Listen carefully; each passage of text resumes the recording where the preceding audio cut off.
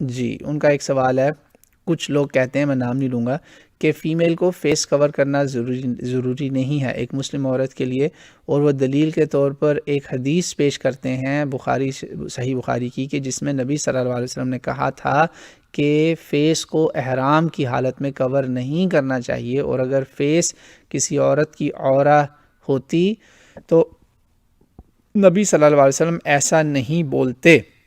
تو اس پہ آپ کا کیا جواب ہے؟ اور وہ یہ بھی دلیل دیتے ہیں کہ عورتوں کو نماز کے وقت فیس کور نہیں کرنا چاہیے۔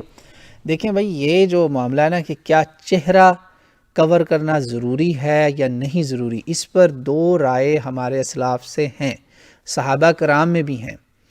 اس میں دیکھیں سیدھی سی بات ہے، اللہ کے نبی کی ازواج مطہرات ہمارے لیے کیا ہیں؟ اسوہ حسنہ ہے، ہماری بہنوں کے لیے، ماؤں کے لیے، بیٹیوں کے لیے، خواتین کے لیے، اس دنیا کی عورتوں کے لیے اسوہ حسنہ بیویاں ہیں ازواج رسول، کیونکہ رسول اللہ صلی اللہ علیہ وسلم اسوہ حسنہ کیسے بن سکتے ہیں ان عورتوں کے ایشوز میں جو رسول اللہ صلی اللہ علیہ وسلم کو نہیں ہوں گے؟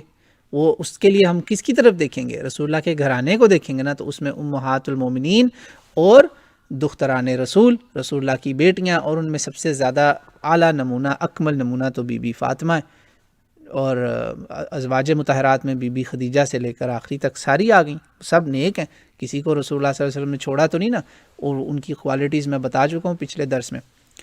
آپ مجھے کسی ایک کا بتائیں کہ جب آیات حجاب اتری تو انہوں نے بلا حجاب سفر بھی کیا ہو، یہاں تک کہ بی بی عائشہ کا آپ وہ جو حادثہ افک ہے اس میں جب صحابی نے دیکھا تو وہاں حدیث میں لکھا ہوا ہے اسی صحیح بخاری میں کہ اس نے زمانہ حجاب کے جو احکام تھے اس سے پہلے آپ کا چہرہ دیکھ رکھا تھا، اور اس نے انا للہ و انا الیہ راجعون پڑھا تو اماں نے فوراً منہ ڈھانپ لیا۔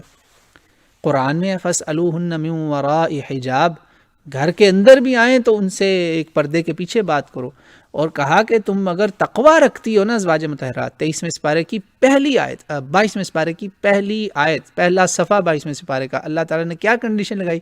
تقوی چاہتی ہو اگر تم تو پھر تم سمجھ لو کہ تم عام عورتوں کی طرح نہیں ہو، تو اعلیٰ ترین کام نقاب ہے، پردہ ہے۔ نماز میں چھوڑنا اپنا چہرہ جو ہے نا اس پر بھی آپ کو دو رائے ملیں گی۔ آپ نے صحیح بخاری میں پڑھا کہ وہاں کیا ذکر ہے کتاب الصلاح کے اندر، کہ جب پردے کے حکام آئے تو لوگ اپنی بیویوں کو، اپنی عورتوں کو نہیں پہچان سکے۔ صحیح بخاری سے نقاب ثابت ہوتا ہے۔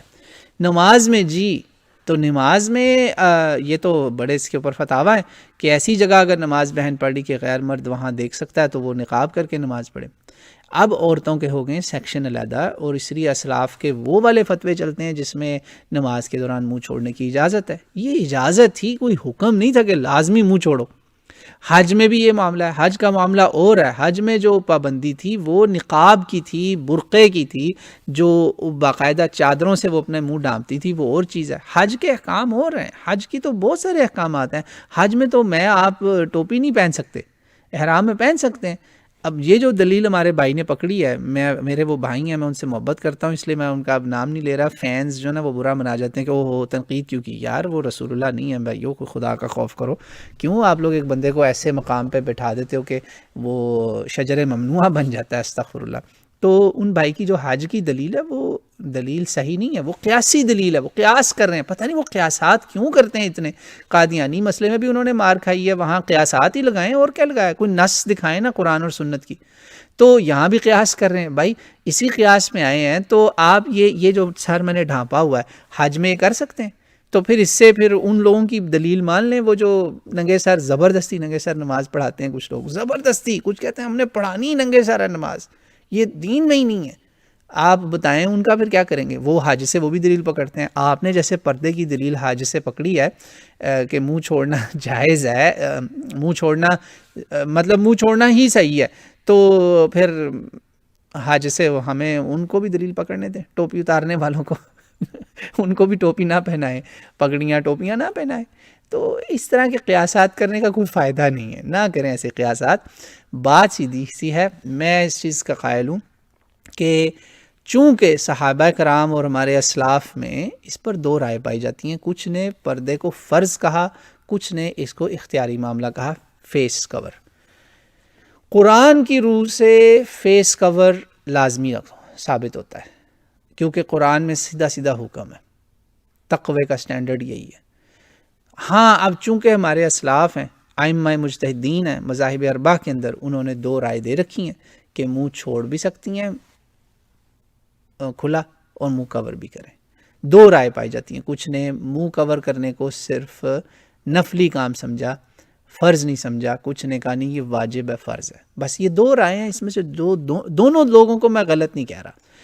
جو حرام کامن ہے جو اس وقت ہو رہا ہے پورے سب کانٹیننٹ میں بھی اور پوری دنیا میں شروع ہو گیا ہے ایجوکیشن کے نام پہ، وہ ہے اختلاط، مرد اور عورت کا ایک جگہ بیٹھ کے پڑھنا۔ میں اس کا گواہ ہوں، میں نے کو ایجوکیشن اور نان کو ایجوکیشن دونوں جگہ پڑھ کے دیکھا ہے۔ جتنی بدکاری، جتنا زنا، جی ہاں زنا، حرام کے بچے، اور جتنی ابورشن اس کو ایجوکیشن سے آئی ہے نا، آپ کے تصور میں بھی نہیں ہے۔ جو ماں باپ اندھے ہو چکے ہیں، انہوں نے انگلش میں کہتے ہیں کور دا ادر آئی یا ٹرننگ اے بلائنڈ آئی، جیسے بلی کو دیکھ کے کبوتر آنکھیں بند کر لیتا ہے۔ انہوں نے یہ جو ظلم کیا ہوا ہے، نہیں جی ہماری بچی اعلیٰ تعلیم لے رہی، بچہ اعلیٰ تعلیم لے رہا ہے، اور وہ اس اعلیٰ تعلیم کے اندر زنا، بدکاری، حرام کاری، نشہ، ان سب کی ٹریننگ لے کے آتے ہیں یونیورسٹیوں کالجوں سے۔ تعلیم یہ ہے آپ کی ماڈرن ایجوکیشن، وہ حرام ہے، اس پہ کوئی بات نہیں کرتا۔ بلا وجہ فضول میں فتوی بازیاں کر رہے ہیں، جی پردہ کرنا ہے یہ نہیں کرنا۔ او بھائی اختلاط پہ بات کرو نا، تحفۃ الاختلاط، اس پہ تو کتابیں لکھی ہوئی ہیں علماء نے۔ الحجاب، یہ مولانا مودودی کی جو کتاب ہے الحجاب المرأہ، عورت کا حجاب یا مسئلۃ الحجاب، اس طرح کر کے وہ عربی میں بھی ہے کتاب۔ اللہ، عرب علماء نے یار اس کی اتنی تعریف کی، کہتے ہیں بھائی آپ لوگوں نے تو کمال ہی کر دیا، ہم اپنی عورتوں کو سمجھا ہی نہیں پاتے تھے کہ حجاب کی حکمت کیا ہے۔ حجاب سے مراد پردہ، نقاب۔ بہرحال اس میں جھگڑے کا مسئلہ نہیں ہے، اصل ایشو جس پہ کوئی الحمدللہ امت کا بندہ اختلاف نہیں کرے گا عالم دین، وہ ہے اختلاط، مکسنگ، کو ایجوکیشن۔ قیامت ہے جی، mixing, mix parties, mix gatherings, mix شادیاں، وہاں علیحدہ کریں نا ماؤں بہنوں کو۔ عرب نہیں کرتے یار مکسنگ، اتنے میں نے سو کالڈ وہی ماڈرن عرب دیکھیں، شادیوں میں عورتیں عورتوں کے ساتھ، مرد مردوں کے اندر، کوئی مکسنگ نہیں ہوتی۔ پتہ نہیں یہ ہمارے آج کل کے خاص طور پہ پنجاب کے جو ہیں لوگ، سب سے زیادہ گھٹیا اور بے شرم شادیاں انہی کی ہیں، بڑی بڑی داڑیاں رکھ کے وہاں پہ بیٹیاں نچوا رہے ہوتے ہیں۔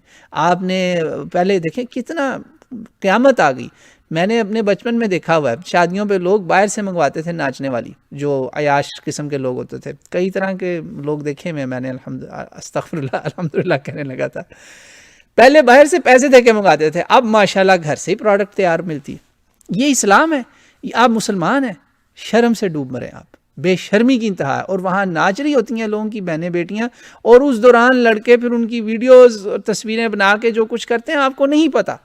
میں ویسٹرن کنٹریز میں رہا ہوں، میرے ساتھ ہر کلاس کا، ہر بے شرمی کا اور ہر شرم والا، ہر طرح کے لڑکے میرے ساتھ رہیں، آپ کو نہیں اندازہ وہ آپ کی بہنوں بیٹیوں کی ویڈیوز اور تصویروں کے ساتھ کیا کرتے ہیں۔ جاگ جائیں، otherwise it will be too late.